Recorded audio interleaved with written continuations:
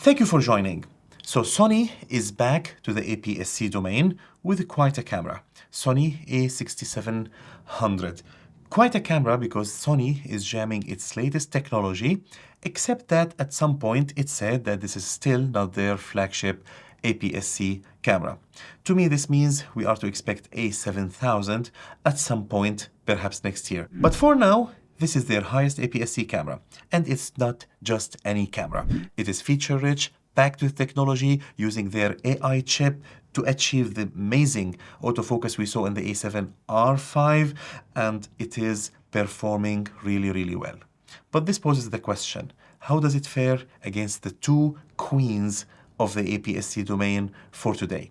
Today we are comparing the Sony A6700 with Canon's flagship EOS R7 and the real flagship in this comparison, which is Fujifilm's X-H2S. I reviewed both these cameras in Arabic on our Arabic channel. If you speak Arabic, please head there and watch that. If you are interested in seeing my review of these two cameras in English, do write in the comment section and I'll do my best to produce the English version of those reviews.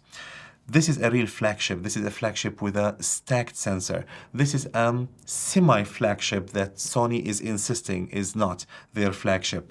Still wait for something else. But this is a flagship that is not as feature-rich and packed with technology as the Fujifilm. This is Canon's highest APS-C, and until we see EOS R7 Mark II, this will be the flagship in the Canon's domain. Which one of these three will be the queen, the real queen, the renowned queen of APS-C? By the way, I just remembered, I reviewed the A6700 in English as well on this channel. You can check the video and the link is in the description box below. To determine which camera is the queen of the APS-C domain, we have sent them through a trip of 25 checkpoints. 25 checkpoints with every aspect that you may think about in these cameras, comparing the three and scoring each one independently. And until I finished the scoring, I had no idea which camera was the winner. I did not even look at the score. I checked everything independently. I sent the score to my team. I said, don't tell me which camera is winning because I didn't want my personal bias to affect this. At the end, the result was quite surprising. So stay tuned to see that surprising result. And as we say in our Arabic channel, تابعونا.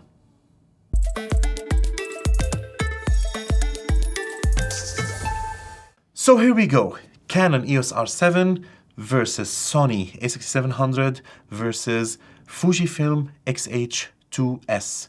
And point number one is design and handling. Let's see how they fare against each other.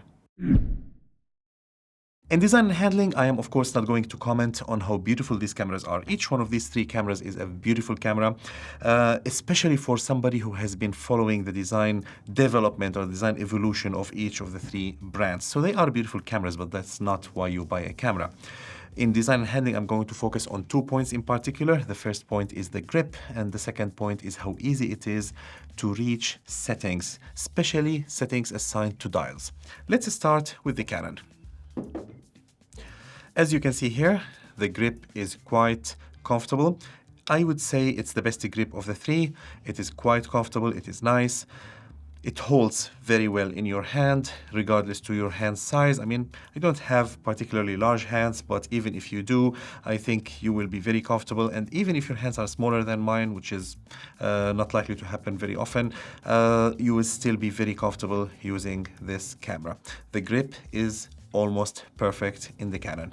However, when it comes to the dials, I am not comfortable using any of these dials. Let's start with the front dial. Now I am in grip. The camera is like this.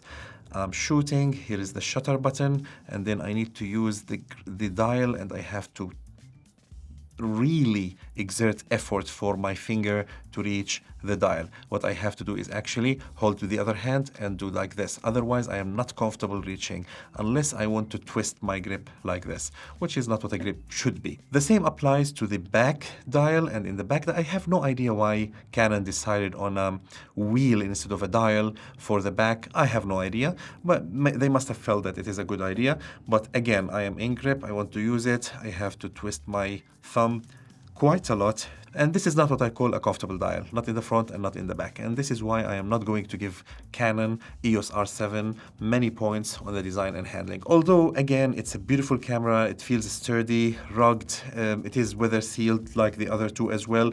Everything about it is fine, but I am just not comfortable with the dials. Moving on to the Fujifilm. The Fujifilm is giving us a good grip as well. It is not the same size as the Canons. If I want to take a look like this, okay, it is not very far from the Canon, but the Canon's grip is slightly larger. The grip here is actually very comfortable. I am happy with it. There is this ridge here that holds my thumb. I like it. And the dial position is much better than in the Canon. Now I can reach the front dial without much effort on my finger like I used to with the Canon, and the back dial the same way. It is right there. The ISO button is a little bit far. You have to use the other hand for the ISO button, but that's true for any ISO option in any of the cameras. So I'm not going to deduct any points on that. The ISO actually in Canon is similarly placed, so it is also here, so I also have to go back like this. Apart from this, the camera is sturdy, it is weather sealed, it is premium, it feels good in the hand. It's a very, very good camera in the hand. It feels premium, it feels flagship, and there's nothing at all that I can complain about regarding the design. Moving on to the Sony. The camera is significantly smaller, as you can see. The grip is smaller, but not that significantly. For the first time in an APS-C Sony camera, I have a comfortable grip. Although I still lack the place for my small finger, it's not that bad. It has like some space here, and in general the camera feels strong, sturdy, not as strong and sturdy as the Fujifilm, but it does feel strong and sturdy. It is also weather sealed. In terms of dials, we have of course the front dial, it's right here, so I am shooting, and the front dial is right here. It's very comfortable. The back dial is the same way like in the Fuji. It's very easy to reach it. For ISO, I always program the thumb wheel for ISO, but again, there's no option for ISO to be in grip, so I have to hold the camera and go back to the thumb wheel and change the ISO. So in general, I think Sony did very well when it comes to the design of this camera. So in design and handling, I am giving the category to Sony and Fujifilm as a tie. 2 points for Sony, 2 points for Fujifilm. Canon will stay behind because of the dial issue that I explained. Point number 2 is ease of use for new photographers/videographers. And you may ask yourself, why is it important that they are new user friendly? The fact is, APS-C is appealing to newcomers in the videography and photography domains. The reason being they are more affordable than medium format and full frame. And of course, there are other things. Lenses are cheaper, handling is easier, weight is lower. There's a lot of appeal in the APS-C line of cameras in every company to newcomers to photography and videography, which is why we are comparing the ease of use for new videographers and photographers. And that's what we are going to discuss in this segment. In terms of ease of use, I'm going to comment on 3 points. The first one is how easy it is to understand the camera. Second point is how easy it is to reach the exposure triangle. And third point is how easy it is to reach essential settings in the menus. And let's start with the Canon as well. Understanding the camera from the outside, it is fairly straightforward. I would say the dial is a little bit too crowded in modern terms. The on-off and video switch is a little bit confusing. Most of the time I'm going to video by mistake, but that's totally all right. We have clearly marked ISO button, MFN button. In general, we have clearly marked buttons, but we have these 2 special Canon buttons. And every Canon camera has them, but if you're new to Canon, you'll not understand them. There is this lock button, not many people understand it. And there's this manual focus, autofocus switch right here. And there's a button in the middle that is not marked, so maybe somebody will be confused about it. But in general, it is not a very difficult camera to understand. When it comes to reaching the exposure triangle, we have the front dial, we have the back wheel, not a dial. So I think we are good in this regard.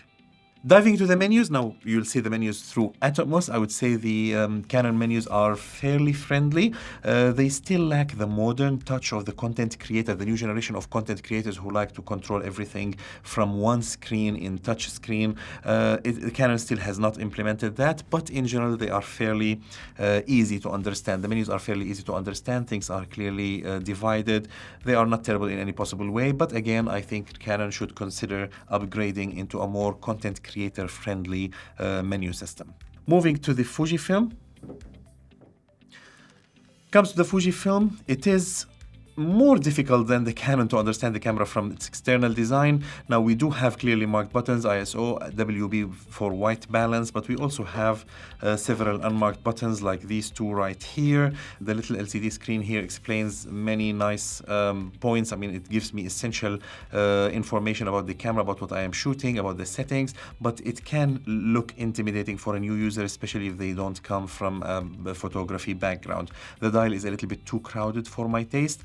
And in general, the buttons are smaller, and I think it is a fairly good camera, a fairly easy camera to understand, but not as easy as the case is for the other two cameras. In terms of reaching the exposure triangle, we have one dial, and a clearly marked ISO button, so we don't have a problem with that. When it comes to the menus, we have so many options, way too many options for a new user to understand. So it is a little bit unfriendly for the new user. The quick menu as well, it is like a little bit overcrowded, and things are not clearly marked. They are used in abbreviation. They are not clearly understood unless you are a good Fuji user. Even for me, like I come from a photography, videography background, and sometimes I struggle with understanding the tiles in the quick menu. So no, I'm not going to give it high marks for friendliness for the new user. Now to the Sony. Understanding the camera is, I would say, the best of the three cameras. We have clearly marked buttons. The C concept, once you understand the C concept, you understand that you can customize everything. We have a very, very simple dial, as you can see. It's like PASM and 1, 2, 3, that's it. And there's an auto. And there is another dial, specific dial for the SNDQ and video and photo, and that's just amazing. It's clear, it clearly shows what the camera does. I don't think there is anything that is hard to understand with this camera. It is fairly straightforward, no buttons in the front, dials, etc. It's fairly simple to understand. When it comes to reaching the exposure triangle, I have one dial, another dial, and I have the thumb wheel that I program to control ISO, and that's very easy to reach the exposure triangle. When it comes to the menus, we have the best of the best here because we have the new tiles menu. As you can see here, the tiles menu make changing everything on the go easy and from one screen or two screens in case of video. So the tile menus help a lot. The function menu helps a lot. I mean, the three cameras have quick menu and function menu, but it is well organized in the Sony, not overcrowded. It only allows you a certain number of shortcuts. And there is also the buttons on the LCD screen while shooting. You can change many things while shooting directly on the screen. So in this category, Sony is getting 3 points, Canon is getting 1 point, Fujifilm is getting nothing. Point number 3 is screen, and this is a very important point in today's world because of the age of content creation, and each one of these cameras double as a content creator camera. It's not only a hybrid camera, it's also a content creator camera. Saying so, it's very important that the LCD is a flip-out screen, and in the three cameras it is a flip-out screen. However, they are not the same in resolution and in brightness. Two are actually very close to each other and one is lagging behind. Let's check. Sony is coming with a 7.5 centimeter Type 3 LCD with 1 million and a bit dots in resolution. Fujifilm is coming with the same size of LCD but a 1.62 million dots in resolution. Canon is coming with the same size as well and the same resolution as the Fujifilm, 1.62 million dots. So Canon and Fujifilm are taking the points of this category, 2 points each. Sony is losing this category completely.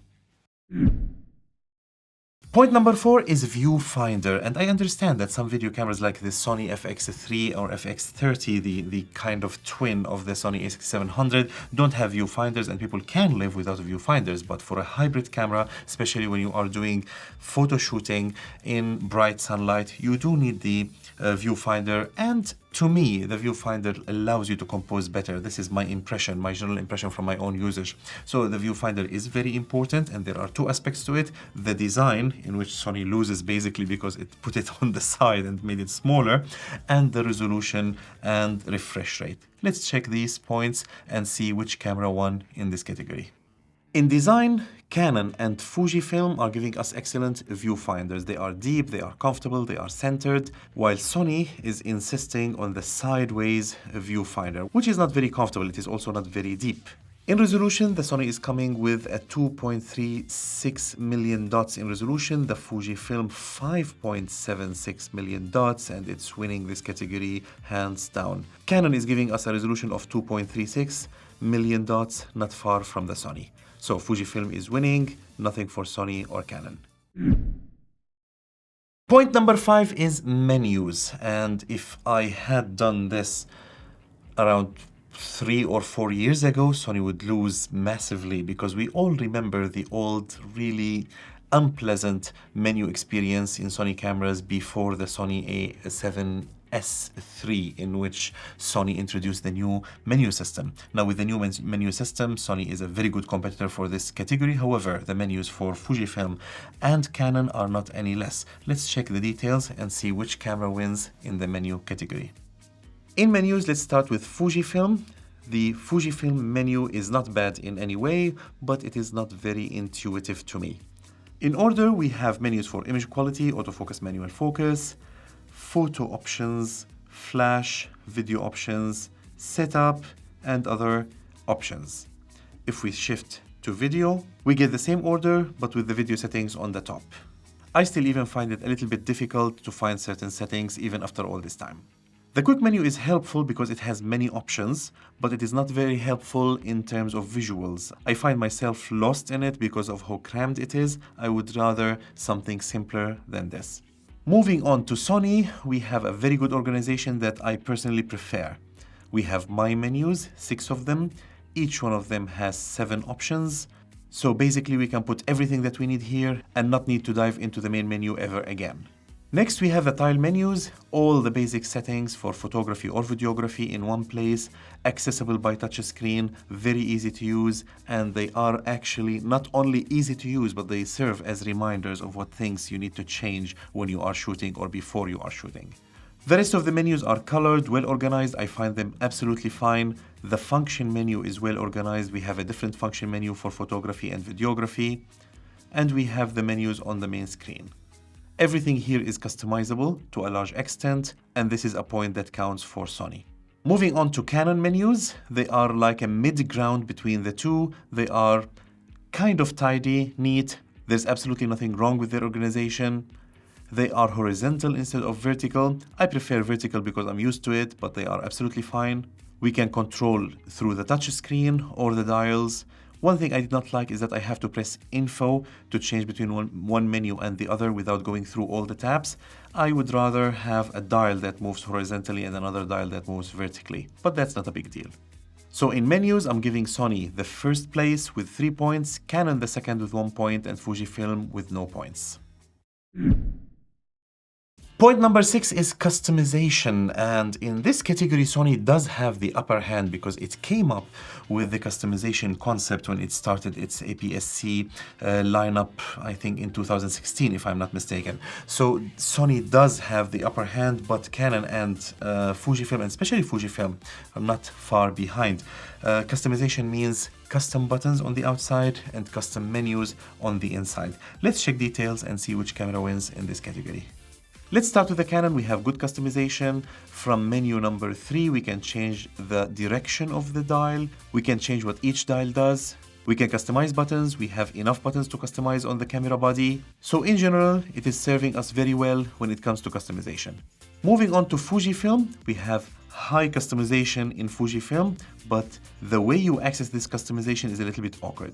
I didn't feel that it was comfortable. We can customize the quick menu between 16, 12, 8 or 4 buttons, but then to choose what each button of these does, you have to go to the large menu. It is not very well organized. It's not very comfortable. Quick menu is customizable between photo and video, which is good.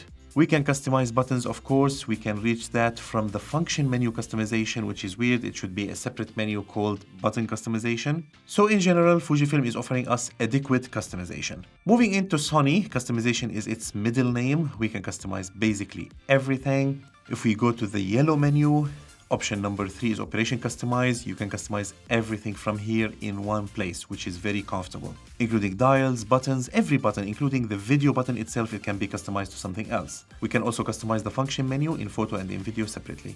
So in this category, Sony wins with 3 points because of the high customizability and how easy it is to customize it. Fujifilm is second with 1 point. Canon is third without points. Point number 7, memory cards, and there aren't two cameras in these three that handle memory cards the same way. We have one memory card, two without CF Express, two with CF Express, which means we have a clear winner, but let's discuss in details. In terms of memory cards, we have a different system in each of these three cameras. None of them is like the other. Let's start with the Sony. The Sony has a single slot. It houses an SD card. UHS-2 granted, so it supports high speeds, but it's a single slot, so no redundant recording in the camera. And at the same time, it is only SD card. There's no option for the faster CF Express Type A or B. Moving on to the Canon. Canon has a different system here. We do have a dual card slot.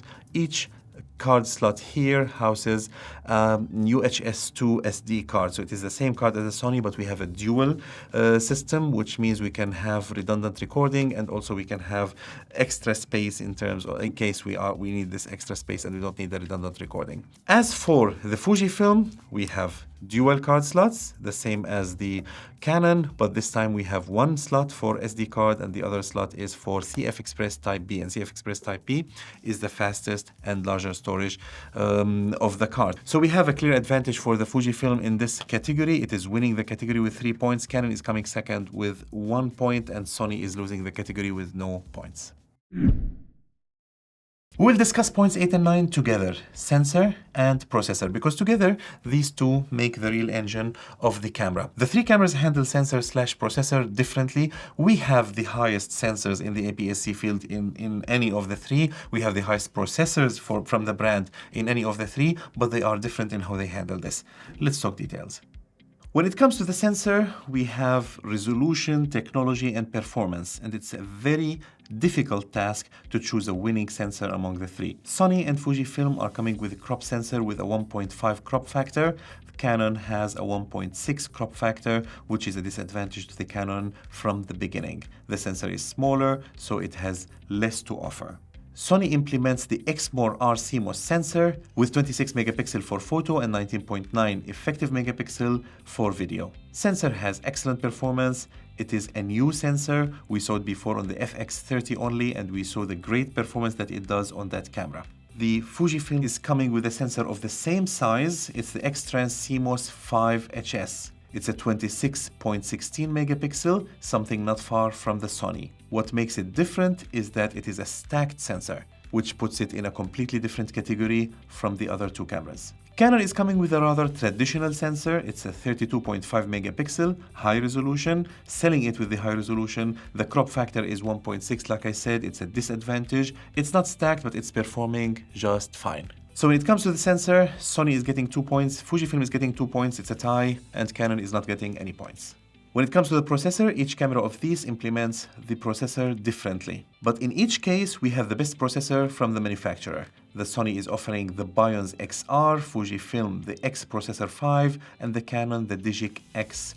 And what makes Sony win this category is that the processor is supported by an AI chip, which is dedicated to autofocus. This means that Sony is winning the processor category with 3 points, Fujifilm coming second with 1 point, and Canon is not getting any points from this category.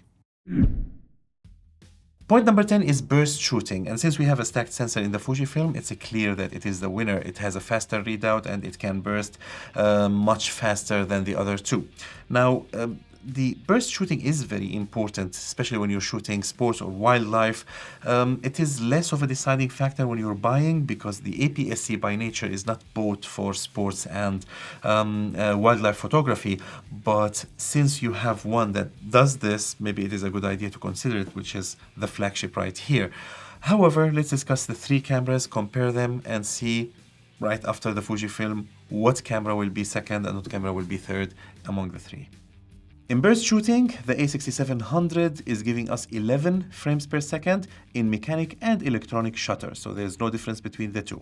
Canon EOS R7 is giving us 15 with mechanic, 30 with electronic. Fujifilm X-H2S is giving us 15 frames per second with mechanic, 40 with electronic, which means Fujifilm wins this category, second place for Canon and third place for Sony. Points 11 and 12 are about autofocus. We will discuss them in two separate points because I wanted to be fair to the manufacturer. Point number 11 will be autofocus features. What has the manufacturer jammed into this little body as features from the autofocus? And the second one will be performance. How do they perform in real life? And I tested them in my Georgia trip. I tested them thoroughly, and I can give my very unbiased opinion on this matter. Let's check first the features and then go to performance. In autofocus options, we have wide variety of options from each camera. I'm giving each camera 1 point, a tie between the three for options, not for performance. We'll see performance in just a little bit, but for autofocus options, I'm giving 1 point to each camera. Autofocus options in Canon include subject detection and subject tracking. In the subject detection menu, we'll see people, animals, automobiles, and nothing. Of course, we have a human eye autofocus and animal eye autofocus. We also have different autofocus areas, and we have cases that change the behavior of autofocus based on what we are shooting, which is good, and I'm giving Canon credit for it. Changing between photo and video will not change or limit the options for autofocus in Canon, which is a plus point. Sony, as usual, is giving us many options in the A6700. We have autofocus zones, we have autofocus types, and we have subject recognition. In subject recognition, we find humans, animals or birds, animals alone, birds alone, insects, cars, trains, aeroplanes. Switching between photography and videography will not limit the options in any possible way. Fujifilm is also rich in options. The only thing that I don't like is that the eye autofocus and the human face autofocus is in a separate menu than subject detection. We have to activate this option, and once we activate subject detection, it's automatically deactivated, and we have to go back and activate it manually. This is annoying, Fujifilm. Sort it out. In tracking options, we have animals, birds, cars, motorcycles, aeroplanes, and locomotive. Now that we have learned the autofocus options, let's talk about autofocus performance. And I have to be frank from the beginning, if you buy any of these three cameras, you will end up with very good autofocus. Now, you might end up with excellent autofocus in some cases, in two cases, but in one case, you'll end up with good autofocus. So if the Fujifilm is not winning this category, this does not mean that the autofocus is bad. It is just less capable than the other two. Of course, the Sony is giving us the best performance. It's fast. There's the AI chip. It makes a big difference. It is fast, it's sticky, it's smart, it knows what I want, and it goes to it, and it actually does autofocus in each and every time. Canon's dual pixel autofocus is also as capable. It's absolutely fantastic. The only thing that makes it not win this category is that the Sony is here, because it has this AI chip and it has the very, very fast and the sticky autofocus. You see it very clearly. But Canon's autofocus comes second with absolutely fantastic performance. There is nothing wrong with the performance here. It's fast, it's sticky, it's just not as fast as the Sony. Fujifilm is doing okay. It is not fantastic, but it's doing okay. It does what it is required to do. It focuses on things. It is not as fast, it is not as sticky, and it is less intuitive when it comes to choosing the points when that we want to focus on. But again, it is a very capable camera. It's the best autofocus from Fujifilm. It is not in any way bad. It's just not as competent as the other two. So Sony wins, Canon number 2, and Fujifilm number 3. Next point is photo options, and in particular we are talking about RAW options. Do we have RAW, uncompressed RAW, compressed RAW, lossless compressed RAW? This matters for any photographer. Let's see which camera offers the most comprehensive array of options when it comes to RAW handling. In RAW options, Fujifilm is giving us compressed RAW, uncompressed RAW, and lossless compressed RAW, which means we have all the options that we can ask for. The Canon is giving us two options only. We have uncompressed and lossless compressed. In the Sony, we have compressed and lossless compressed. For this reason, Fujifilm is winning this category with 3 points. Canon and Sony are losing the category and leaving it without any points. Next point is video options or video features, frame rates and resolutions. And in this category, the Fujifilm has the upper hand as well because of the stacked sensor. To be a little bit fairer to the other two cameras, since this indeed is a much more expensive camera, we are not going to compare output through HDMI to Atomos. So I am not going to give Fujifilm the upper hand because it has the amazing output to Atomos via HDMI. Now let's compare all intra modes and let's see which camera offers more features when it comes to video resolution and frame rates. For video options, Sony is giving us 4K up to 120 frames per second with a crop, 4K up to 60 frames per second oversampled without crop, which gives us excellent quality. It has 10-bit 422 in all picture profiles, so we don't have to shoot log in order to get 422 10-bit. Fujifilm X-H2S is giving us 6.2K up to 30 frames per second, 4K up to 120, Full HD up to 240. We have 10-bit 422 in all settings and picture profiles. Canon is giving us 4K 30 oversampled from 7K without crop. But 10-bit is only available with C-Log. If we shoot without C-Log 3, we will not get the 10-bit. So this category will go to Fujifilm and Sony equally, 2 points each. Canon is not winning. Point number 15 is IBIS, in-body image stabilization. To tell you the truth, I don't have the equipment to test the stops of stabilization that each IBIS system offers. I have two things to offer you. The first is what each manufacturer is saying about their camera, and the second is my real-life test of the IBIS. Now, all the footage that you have been seeing and you will be seeing right now is shot handheld. I shot it handheld. I did not use any other videographer or photographer. I regularly changed cameras, so I am at the same level of fatigue and tiredness or freshness in the morning when I'm using each of the three cameras, and the results will speak about themselves. You will see the stabilization that is achieved by each camera system. Now, each one of them has a combination of in-body image stabilization plus lens image stabilization. So it is not only about IBIS in this test, but let's have a general idea. From my side, I'm giving 1 point to each camera for IBIS. I'm not making any differentiation between the three. You tell me if you think one of them is better based on the samples that you can see in front of you.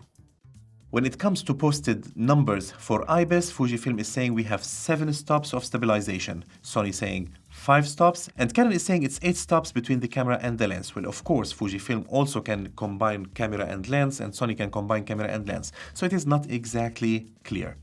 However, you can judge IBIS and lens stabilization from the footage in front of you. In terms of scoring, the three cameras will get 1 point each. Point number 16 is ISO range, and here I am talking ISO range, not ISO performance, not low light performance. We'll talk about low light performance in just a little bit, but the ISO range is important because it shows the amount of investment each manufacturer put into their camera. Now, ISO range is different sometimes between photo and video. We'll compare it in two different figures. Let's see which camera will win in this category. In ISO range, Fujifilm is giving us a limited range. It's up to 12,800 and extended, or what it calls high, up to 51,200. Sony is giving us a range up to 32,000 ISO, Canon up to 32,000 in photography, and a 12,800 in video. As you can see, in ISO range, Sony is winning the 3 points. Canon and Fujifilm are getting equally nothing. Point number 17 also requires special equipment, a Zyla chart or something of the sort. We don't have this equipment. We are talking about dynamic range. Now, all what I can do is to comment on dynamic range based on my own experience with the three cameras. I will not give 1 point additional to any of these three cameras. I'll give them 1 point each in this category because I don't want to base the points on my own opinion. You tell me what you think about these samples that you're saying. You tell me which camera has better dynamic range in your opinion. However, the points will be equal, and I am waiting for a better time where I can test dynamic range more accurately using the required charts.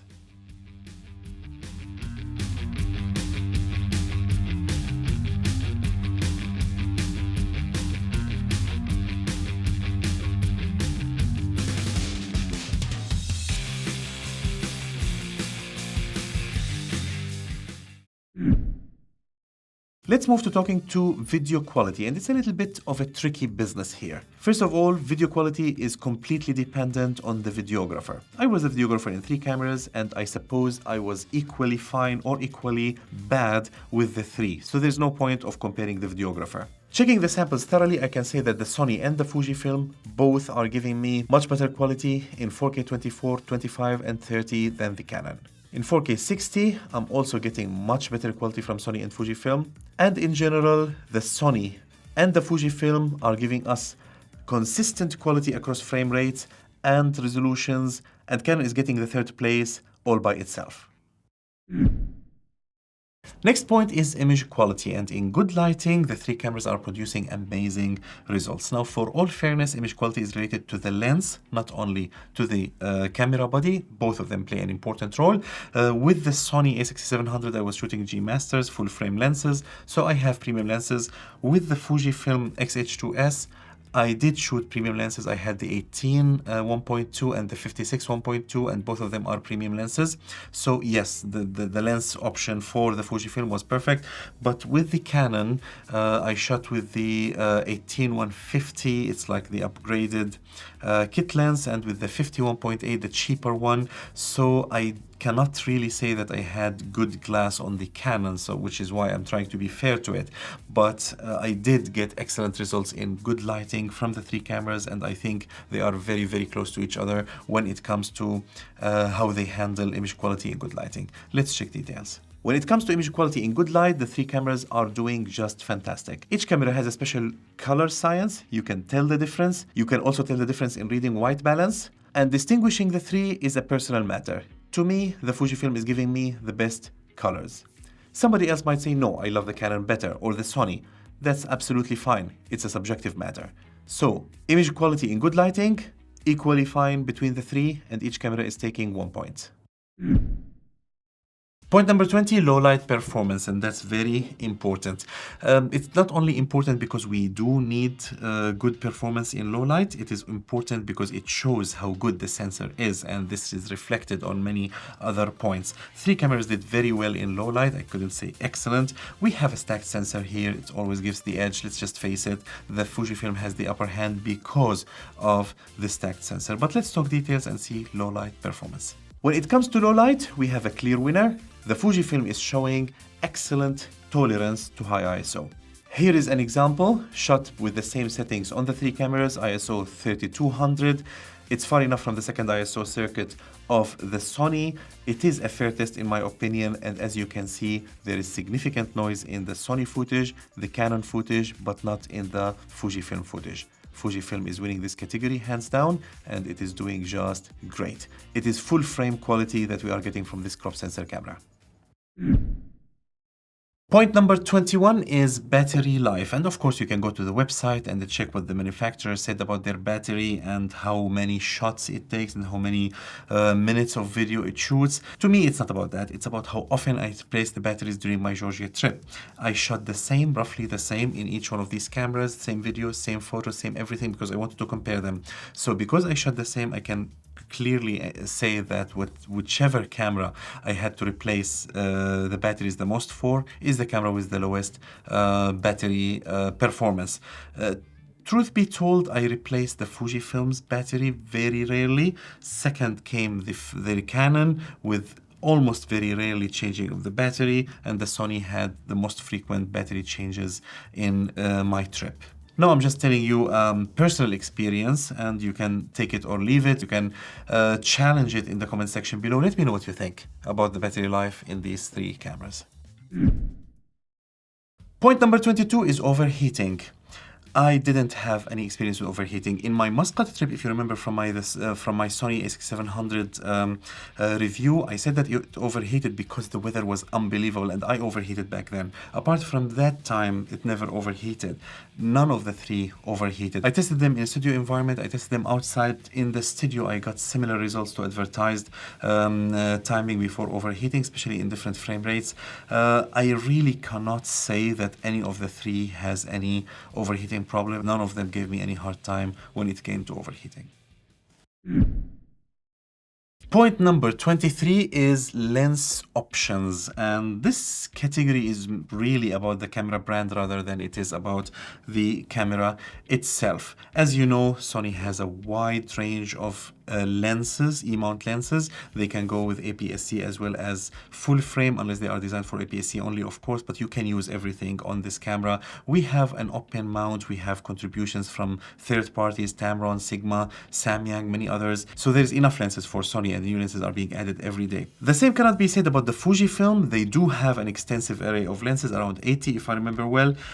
Native lenses for the X mount, which is very important because their medium format mount lenses don't work here, it's not interchangeable, and these lenses are mostly really good and quite affordable, and I think the glass that Fujifilm comes with is always good glass. So we do have options, but not as much as the Sony. We come to the Canon. We do have the Canon new mount lenses, and they are available, but they are very expensive. The only two lenses that are designed specially for APS-C are the kit lens, the 1845 and the 150 double graded kit lens. Apart from this, they are all full-time, which is more expensive and bulkier, and they are not exactly affordable. So in this category, the Sony wins hands down. Fujifilm comes in second with quite a good number, 80 something of lenses specifically designed for the X mount, for the crop sensor, and finally Canon with only 2 crop sensor lenses and quite a good number of full frame lenses, but very expensive and not as diversified as the other 2 cameras, comes in third. Point number 24, accessories. The 3 cameras have flashes. They go to the smart shoe. Everything is fine when it comes to flashes. Now the Sony has a little bit more options for the flashes, but still flashes are fine. The Fujifilm has something special, which is the fan that you can attach here. It takes power directly from the camera. They have vertical grip, actually a battery grip. Canon is not very far behind. They do have the new microphone that goes straight into their hot shoe, and they do have the flashes. Sony has many more microphones compatible with the hot shoe. They have been invested in this for a long time. So I think when it comes to accessories, given the abundance of microphones and flashes and other accessories for the Sony will win. Close second is Fujifilm with their very unique design of the vertical grip and the special cooling fan, and Canon, being just another camera with standard accessories, comes in third. Last category is price, and of course the Fujifilm is the most expensive, but I cannot really hold it accountable for this because it is, after all, giving us better technology in the sensor. Sony and Canon are priced almost equally. So in this category, although you might disagree with me, I'm giving equal points to each camera, although the Fujifilm is more expensive. It is just value for money. Full disclosure, full transparency, I tested each of these 25 points independently. I did not allow my personal bias to interfere. I did not allow any bias to interfere. I tested as fairly as I could, and now I can calculate the points, and I can tell you that instead of a winner, we have a tie between the Sony A6700 and the Fujifilm X-H2S, with the Canon being a close second. Now, this was surprising. I did not expect a tie of any sort. I always felt that the Fujifilm is very strong and it has a very good chance of winning, and the Sony, of course, is feature-rich. So I thought one of them will be the winner, but for them to tie the result like that, I was very surprised, and I hope you agree with me that it is both fair and surprising at the same time. 25 points we checked in these 3 cameras until we arrived at the winners.